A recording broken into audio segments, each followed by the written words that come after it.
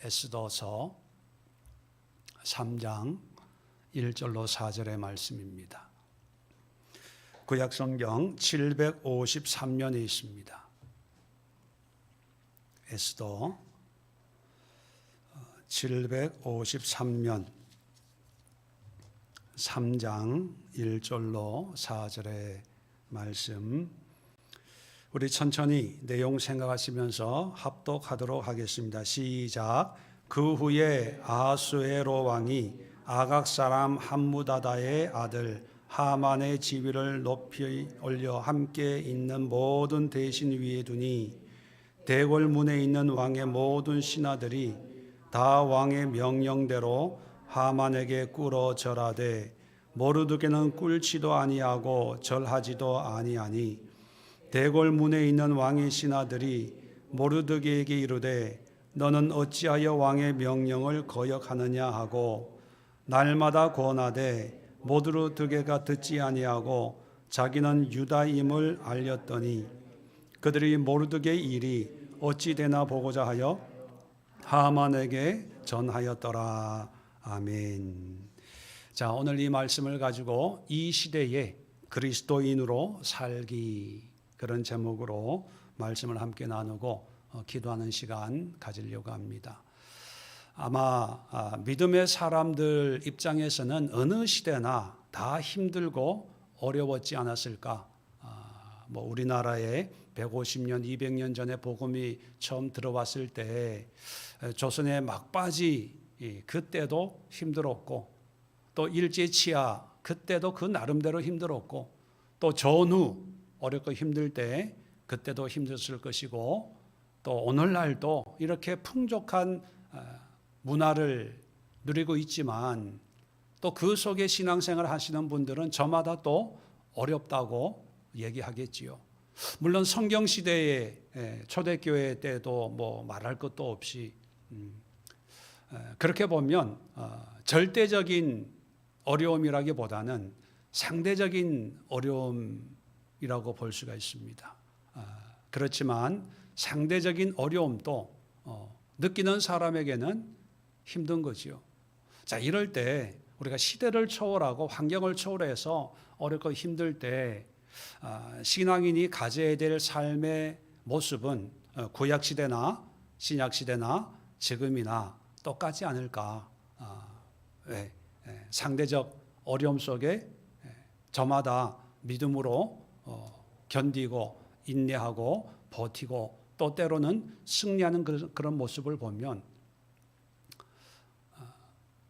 아마 절대적인 고난의 어려움이었다면 성경적인 상황과 우리의 상황이 다르기 때문에 이건 달라. 그때는 이게 작동이 됐지만 오늘 내 환경에는 이게 달라, 이렇게 생각할 수도 있는데, 상대적 어려움이라고 하는 것은 환경은 달라도 문제는 달라도 느끼는 고난의 그 크기, 무게는 똑같기 때문에 오늘 에스더를 얘기하려고 하는데, 에스더가 경험했던 그 시대의 어떤 어려움의 무게나 오늘날 우리가 각자의 환경에서 경험하는 무게나 거의 똑같지 않을까. 한마디로 힘들고 어렵고 그래서 죽겠다. 그러면 에스더는 그 시대의 어떤 상황을 어떻게 이해하고 극복하고 또 승리했을까? 또 하나님은 에스더를 통해서 그 시대에 어떤 믿음을, 또 어떤 신앙을, 또 어떻게 축복하시고 인도하셨을까? 이걸 보면 오늘날에도 문제의 모양은 다 다르고 무게도 다르지만 하나님은 이 시대를 살아가는 그리스도인들에게 원하는 믿음의 모습, 신앙의 모습, 또 삶의 모습을 동일하게 느끼고 또 깨달을 수 있지 않을까 해서 오늘 에스더 3장 1절로 3절을 중심으로 해서 에스더 시대의 어떤 믿음의 모습을 오늘날 우리가 살고 있는 이 시대의 모습으로 한번 적용해 보려고 합니다. 그러면 아마 해결의 열쇠가, 실마리가 보이지 않을까 그런 생각을 합니다. 자, 먼저 사건의 시작은 에스더의 내용은 뭐 자세하게 설명을 않겠지만 바벨론으로 포로로 끌려갔던 유대인들이 돌아오고 그 일부가 바벨론 땅에 남아 있었습니다. 귀환하지 않고 남아 있는 사람들 가운데 이제 모르드게와 에스더가 있었는데 에스더가 이제 왕비가 되었습니다. 왕비가 되었는데 이제 그 상황에서 하만이라고 하는 사람이 등장을 합니다. 자, 3장 2절에 보면 대궐 문에 있는 왕의 모든 신하들이 다 왕의 명령대로 하만에게 꿇어 절하되. 자, 하만이라고 하는 사람이 등장을 하는데 이 하만이 누구냐 하면 1절에 아각 사람 함무다다의 아들 하만 이렇게 표현을 합니다. 아각 사람 하만. 이 아각 사람이라고 굳이 하만의 그 가문을 언급하는 것은 이유가 있습니다. 하만은 아각이라고 하는 것은요, 아말렉 후손이라는 것입니다. 전통적으로 아말렉의 왕을 아각이라고 불러요. 이게 사람의 어떤 고유명사라기보다는 아말렉의 족속이 부르는 어떤 왕의 칭호다 이렇게 학자들이 이야기를 합니다. 애굽의 왕의 명칭이 뭡니까? 바로지요. 바로는 사람의 이름이 아니고 직위입니다. 황제, 애굽의 황제. 그래서 바로라는 그런 이름으로 통상 얘기하는 것처럼 아각도 그냥 어떤 한 개인의 이름이 아니라 어떤 그 가문, 왕의 혈통이다라는 것을 암시하고 있는 거죠. 자, 그래서 그런지 모든 사람이 왕의 명령대로 하만에게 무릎을 꿇고 절을 하는데, 그런데 2절 끝에 보면 모르드게는 꿇지도 아니하고 절하지도 아니에요. 모르드게는 유다 사람이거든요. 어떤 개인적인 감정이 있을 여지가 없어요. 하만은 고위 관리고 이제 모르드게는 포로로 끌려왔다 거기 남아있는 어떤 그런 일반인이었기 때문에 개인적인 감정이 있어서 하만을 싫어했다라고 볼 수는 없습니다.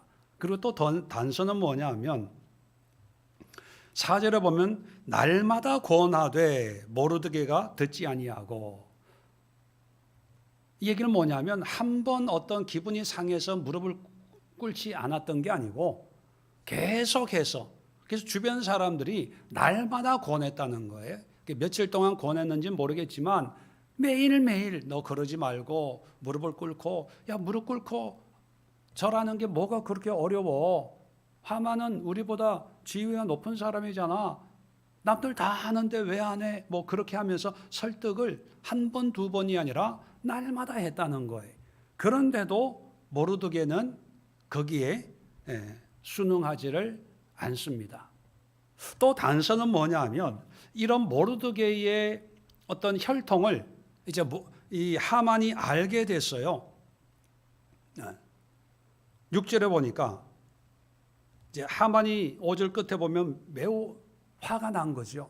다 무릎 꿇는데 일개 평민 하나가 무릎을 안 꿇으니까 화가 나는데, 자, 그 화를 어떻게 표현하냐 하면 6절에 보면 그들이 모르드게의 민족을 하만에게 알림으로, 하만이 모르드게만 죽이는 것이 부족하다고 생각하고 아하수에로의 온 나라에 있는 유다인 곧 모르드게 민족을 다 멸하고자 하였더라.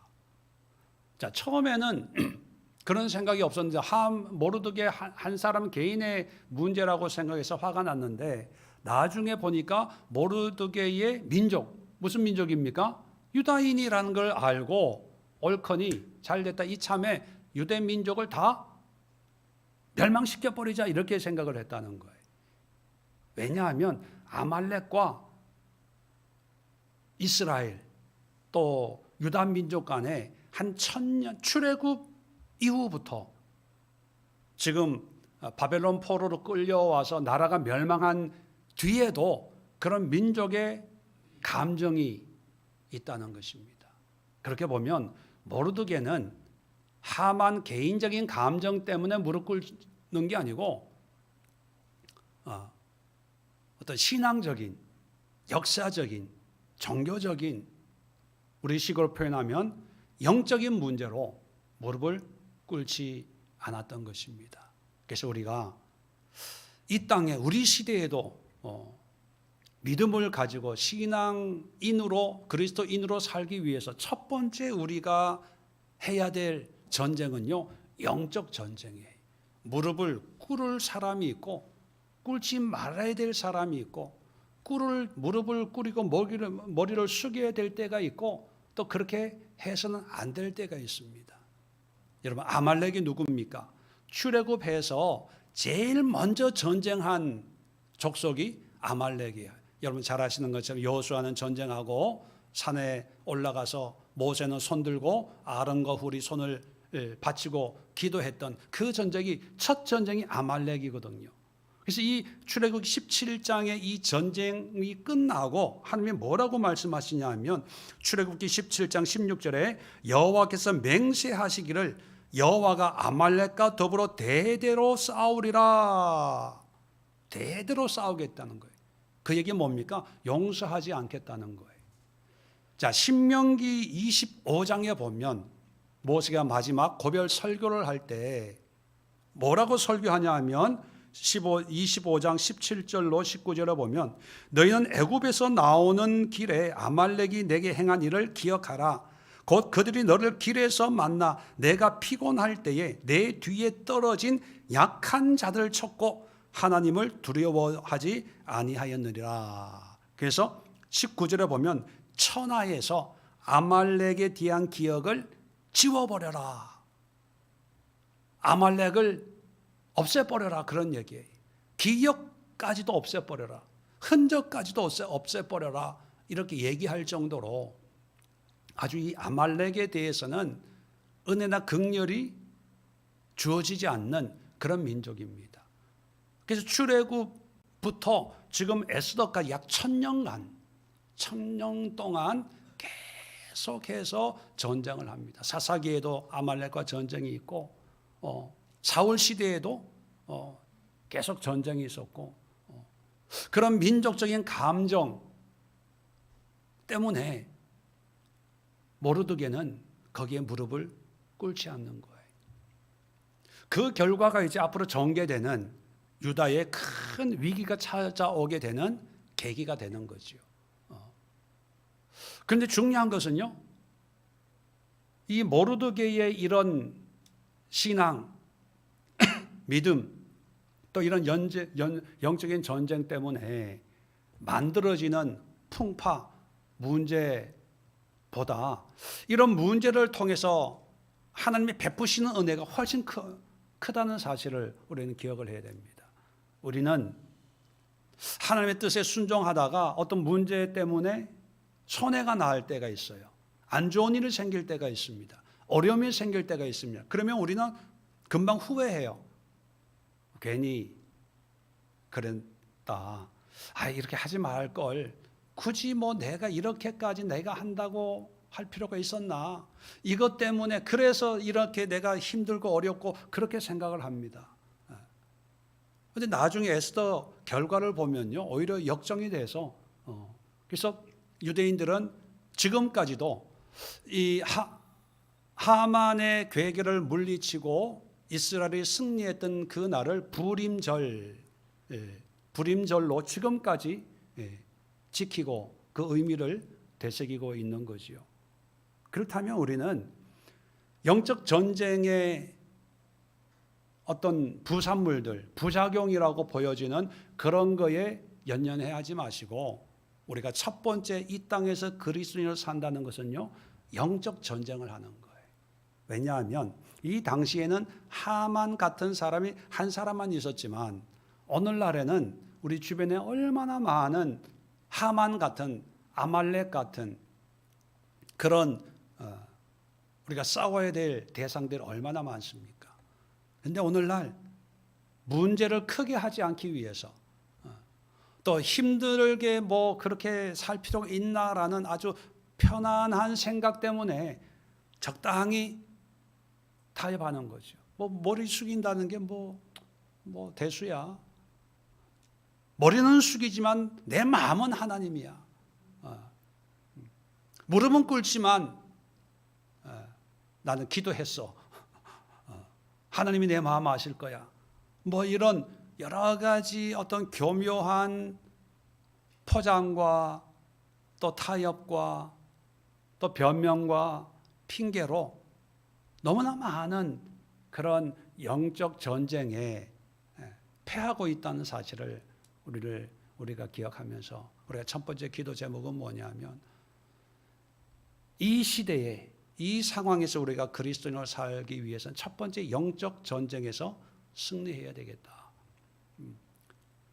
그 전쟁의 어떤 결과나 영향이나 어떤 부작용이나 파생되는 어떤 문제를 두려워하지 말고 오직 끝까지 믿음으로 하나님을 섬길 수 있는 그런 모르드게와 같은 영적인 배짱, 신앙의 각오, 믿음의 결단, 하나님에 대한 헌신, 이게 충성이거든요. 충성이 곧 믿음입니다. 자, 두 번째, 오늘 본문은 아니지만, 자, 그래서 이 하만이 이 유다 민족을 멸하기 위해서 어떤 방법을 쓰냐 하면, 자, 8절에 하만이 아하수에로 왕에게 아뢰되 한 민족이 왕의 나라 각 지방 백성 중에 흩어져 거하는데 그 법률이 만민의 것과 달라서 왕의 법률을 지키지 아니하오니 용납하는 것이 왕에게 무익하나이다. 뭘 걸고 넘어지냐면 법률이 다르다는 거예요. 법률. 왕의 법과 유대인들이 섬기는 법이 달라서 왕이 아무리 선을 베풀어도 그 사람들하고는 아무 상관이 없습니다. 고맙게 여기지도 않습니다. 그렇게 얘기합니다. 자, 그래서 9절에 왕이 옳게 여기시거든 조서를 내려 그들을 진멸하소서. 자, 조서라는 것은 다른 말 쉽게 표현은 법이에요. 법을 만들어서 죽여버리십시오. 자, 에스더를 통해서요. 에스더서를 통해서 우리가 바벨론에서 살고 있는 삶의 모습, 첫 번째가 영적 전쟁의 모습이고요. 두 번째는요, 법률 전쟁이에요. 법.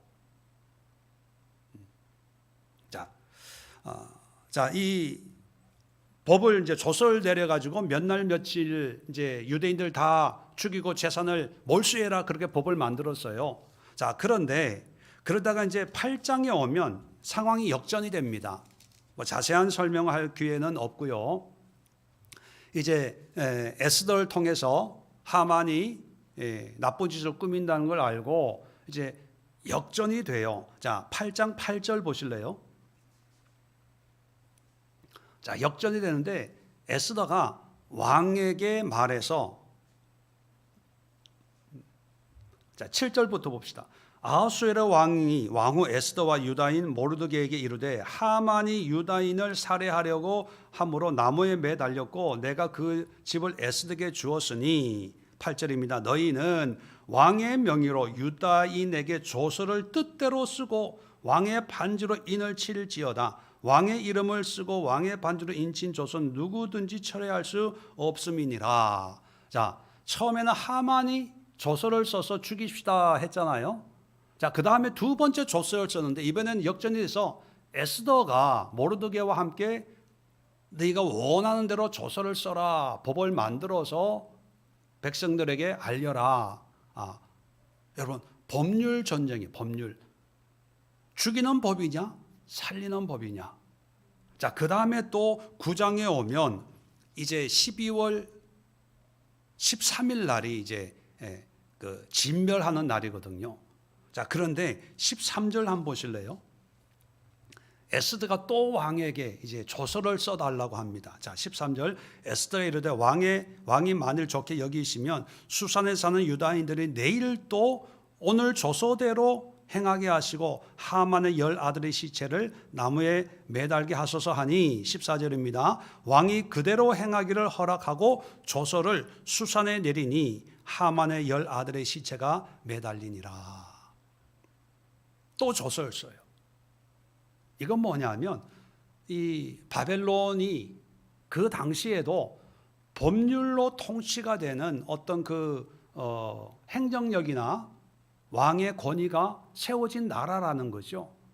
그냥 감정으로 다스리는 나라가 아니라 어떤 명문화된 법이 통용되는 그런 나라예요. 그런 나라이기 때문에 백성들에게 뭐 설명할 필요가 없이 왕의 조서를 읽어주면 이게 왕의 명령이구나 그렇게 따르게 되는 좀 성장한 국가 체계를 가지고 있다고 볼 수가 있습니다. 그러면 그때와 비교해서 오늘날은 더 성장했겠죠. 오늘날도요, 여러분 우리가 정말로 기도해야 될 게 법률 정쟁이에요.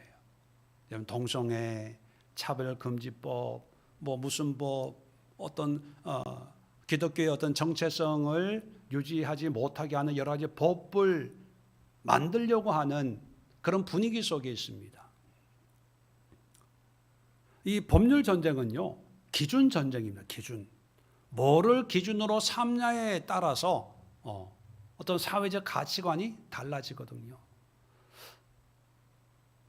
사람의 지금까지 법률적인 기준은 사람은 남자와 여자였어요. 근데 법을 바꾸어서 제3의 성별도 있다 이렇게 법을 만들어 버리면 남자, 여자 이게 권리나 이런 게 없어지는 거예요. 그러니까 모든 그 기준이 달라지니까 모든 사회적 관습이나 생각이나 기준이나 생활이 다 달라지게 되는 거예요. 그래서 우리 시대에 정말 우리가 참된 그리스도인으로 살기 위해서 두 번째 전쟁은 뭐냐? 기준 전쟁이에요. 법률. 이제 세계는 자세히 보면요. 지금도 국회에서 법을 만들고 검찰을 없애고 뭐 이런 뭐 얘기를 하는데 그게 어떤 결과가 나올지 저는 잘 모릅니다.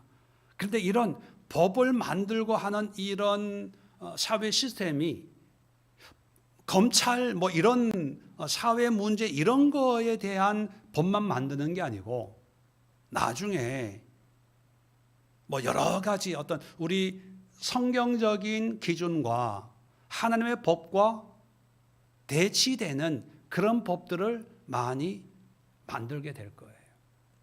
자, 그럴 때 우리는 어떻게 해야 되냐? 광화문 가야 되냐? 그런 감동을 받으신 분들은 가십시오. 근데 성경적으로 보면, 자, 4절을 다시 한번 볼까요? 4장. 자, 이런 상황에서 모르드게와 에스더가 보여주는 모습은, 자, 4장 1절입니다. 모르드게가 이 모든 일을 알고 이제 법을 만들어서 유대인들을 죽이겠다 하는 그 하만의 계계를 알고 자기 옷을 찢고 굵은 베옷을 입고 재를 뒤집어 쓰고 성중에 나가 대성통곡하며 대궐문 앞에까지 이르렀으니 굵은 베옷을 입은 자는 대궐문에 들어가지 못함이라. 왕의 명령과 조서가 각 지방에 이름에 유다인이 크게 애통하여 금식하며 울며 부르짖고 굵은 베옷을 입고 재에 누운 자가 무수하였더라. 자, 이런 사실 앞에 모르드게와 유다인들이 보여주는 것은 한마디로 회개, 통회, 자복, 기도였어요. 자, 우리가 또 잘 아는 에스더가 왕을 만나러 가잖아요. 16절에 4장 16절 보면 15절에 에스더가 모르드게에게 이제 대답해 주는 장면입니다. 16절에 당신은 가서 이제 모르드게에게 얘기하는 거예요. 모르드게 삼촌 가서 수산에 있는 유다인을 다 모으고 나를 위하여 금식하되 밤낮 3일을 먹지도 말고 마시지도 마소서. 나도 나의 시녀와 더불어 이렇게 금식한 후에 규례를 어기고 왕에게 나아가리니 죽으면 죽으리이다. 뭡니까? 금식하고 기도하는 거예요. 한마디로 얘기하면 기도하는 거예요. 피켓 들고 이런 것도 필요에 따라서 또 하나님이 역사하겠지만, 물론 피켓을 들고 광화문에 가더라도 기본적으로 해야 될 건 뭐냐? 기도와 금식과 통에 자복하는 거예요. 이게 법률 전쟁에 대응하는 우리 그리스도인들의 신앙과 자세가 되어야 되지 않을까. 내가 싸우는 게 아니라 하나님이 싸우시도록, 내가 외치는 게 아니라 하나님이 외치도록 우리는 기도를 해야 된다. 근데 사실 동성애 한때 많은 이슈가 됐고 차별금지법 이런 게 많이 이슈가 됐을 때 정치적 구호, 정부 나쁘다 이런 어떤 선동적인 설교는 있었지만 과연 얼마나 많은 교회들이 또 지도자들이 죄를 뒤집어쓰고 3일 금식합시다. 우리가 통성으로 통해 자복합시다. 우리가 제대로 살지 못해서 우리가 빛과 소금이 되지 못해서 이런 법이 만들어지려고 합니다. 그런 설교를 하고 그렇게 대응하는 그런 설교자 또 목회자 교회가 얼마나 많이 있었을까. 한쪽에서는 그냥 무관심, 무대응, 하나님 앞에 맡긴다 생각을 했을 것이고 또 한쪽에서는 어디 시청에 모여서 어디에 모여서 띠를 두르고 구호를 외치고 정말 우리가 성경대로 신앙대로 하나님의 뜻대로 산다면 물론 그런 법이 만들어지는 걸 우리는 허용하는 입장은 아닙니다. 싸워야 되고 하는데 어떻게 싸울 것이냐, 어떻게 막을 것이냐, 기도한다고 돼 우리가 광화문에 나가야 되지 그런 사고와 그런 생각 가운데 있는 이 시대 속에서 에스더와 모르드게처럼 금식하고 통해 자복하고 이런 것이 사람들에게 얼마나 도전이 될까. 이제는 기도하고 금식하고 통해 자복하는 것은 이제 식상한 별로 효과가 없는 그냥 종교적인 신앙의 어떤 망상에 사로잡혀 있는 사람들이 하는 그런 일로 치부가 되는 그런 지경에 이르렀습니다. 그런데 성경은 분명히 우리에게 에스더 시대의 위기나 우리가 살고 있는 이 시대의 위기나 다 똑같이 힘든 어려운 시대의 신앙인들이기 때문에 아마 이 시대에도 에스더가 보여주는 이런 모습이 여전히 유효하지 않을까.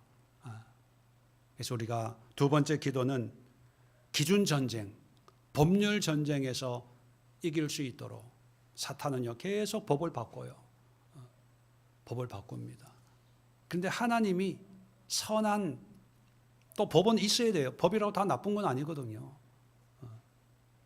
그 기준이 하나님의 뜻을 이룰 수 있는 그런 법이 될 수 있도록 우리는 기도해야 되고 또 우리의 허물을 통해 자복하고 마음을 찢는 그런 모습이 있어야 되지 않을까. 오늘도 그런 마음으로 이 나라에 공정한 법이 세워지도록 국회를 위해서 정치인들을 위해서 기도하고 또 하나님이 개입하실 수 있도록 통해 자복하는 그런 시간 함께 갖도록 하겠습니다.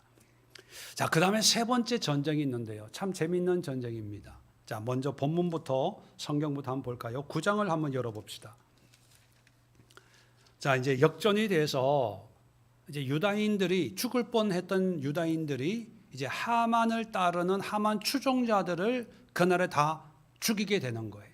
왕이 그런 법을 이제 만들었습니다. 아까도 11절, 8장 11절 보면 조서를 에스더의 부탁을 받고 이제 왕이 조서를 내는 조서의 내용을 보면 8장 11절입니다. 조서에는 왕이 여러 고을에 있는 유다인에게 허락하여 그들이 함께 모여 스스로 생명을 보호하여 각 지방의 백성 중 세력을 가지고 그들을 치료하는 자들과 그들의 처자를 죽이고 도륙하고 진멸하고 그 재산을 탈취하게 하되 12절에 하루 동안 12월 13일 하루 동안에 하게 하고 이게 이제 조서의 내용입니다. 하루 동안 다 죽이고 그 재산을 다 가져라. 자, 그래서 이제 9장에 오면 그날에 이 법대로 시행을 하는데, 자, 10절 한번 봅시다. 9장 10절. 곧 함무다다의 손자요 유다인의 대적 하만의 10아들을 죽였으나 그들의 재산에는 손을 대지 아니하였더라. 자, 또 15절, 9장 15절. 아달월 14일에도 수산에 있는 유다인들이 모여 또 300명을 수산에서 도륙하되 그들의 재산에 손을 대지 아니하였고, 자, 16절입니다. 왕의 각 지방에 있는 다른 유다인들이 모여 스스로 생명을 보호하여 대적들에게서 벗어나며 자기들 미워하는 자 7만 5천 명을 도륙하되 그들의 재산에는 손대지 아니하였더라. 이제 전국에 흩어져 있는 유다인들이 이날 어떻게 했는지를 기록하고 있어요. 자, 이렇게 세 군데를 읽었는데 공통점이 있습니다. 네, 분명히 법에는 재산 가질 수 있어요, 없어요? 네, 재산을 가질 수 있어요. 그런데 유다인들은 그날 법대로 하는 거예요. 먼저 자기를 보호하고 대적하는 사람 다 죽여요. 그런데 하나같이 전국에 있는 각 지역이 흩어져서 이 날을 이제 지키는데 법에는 분명히 재산을 가질 수 있다라고 허용이 됐는데 유다인들은요, 짜고 하는 것처럼 한결같이 다 죽이긴 죽이는데 재산은 손을 안 대요. 이건 무슨 어떤 의미일까요? 참고로 사무엘상 15장을 보시면 아말렉과 전쟁을 하는 사울에게 사무엘이 남녀노소 다 죽이고 그 우양이나 이런 것도 다 죽이십시오. 그렇게 얘기를 해요. 근데 사실 이제 전쟁에 이긴 이 사울은 말씀에 순종합니까? 안 합니까? 안 해요. 좋은 것은 따로 빼놓은 거예요. 나중에 이것을 알고 사울이 아니 어찌하여 이 우양의 울음소리가 들립니까? 했더니만 핑계가 뭐였어요? 하나님께 드리려고 좋은 것만 빼놓은 겁니다. 그래서 하나님으로부터 버림받게 돼요. 순종이 제사보다 낫습니다. 하나님이 당신을 버렸습니다. 예. 여러분,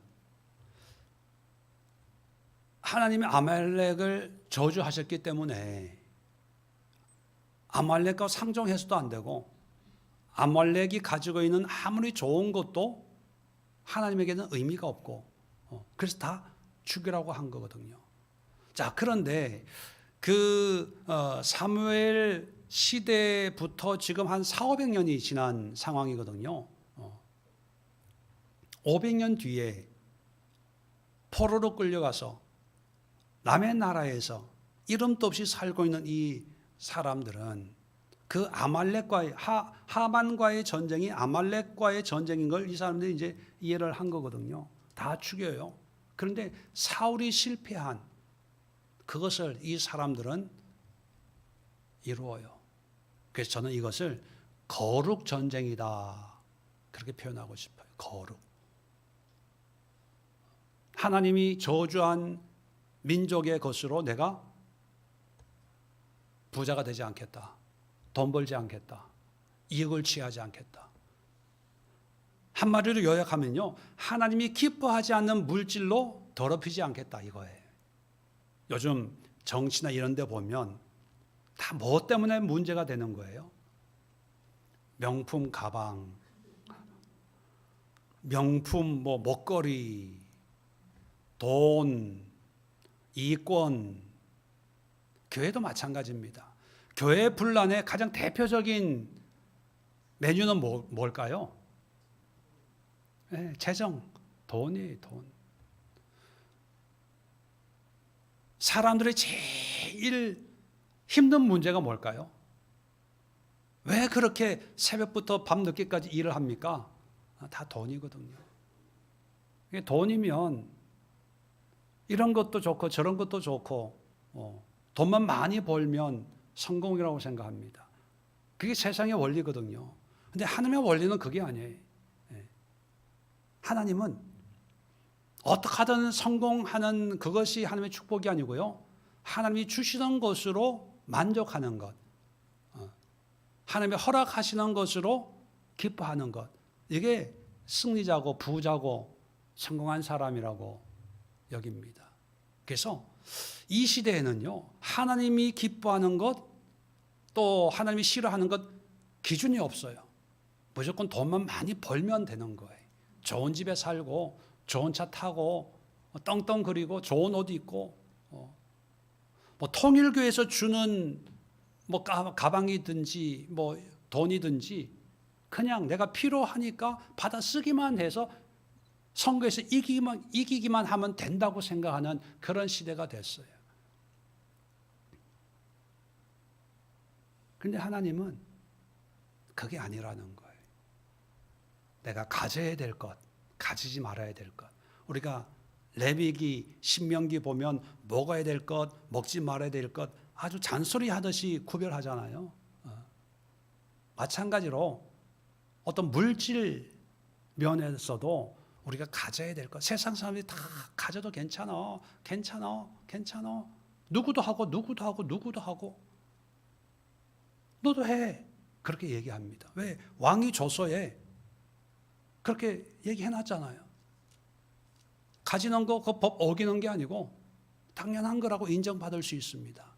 그런데 이 사람들은요, 다른 건 다 해도 물질에는 손을 안 대. 왜? 나의 거룩함을 위해서. 좀 이런 그리스도인들이 좀 이런 영적인 배짱, 이런 자신감. 아브라함도 조카 롯을 구출해 올 때, 그죠? 소돔 왕이 와가지고 포로로 잡아온 구출해온 사람들은 나한테 보내고 전리품은 다 가지십시오 했을 때 아브라함이 가져요, 안 가져요? 안 가져요.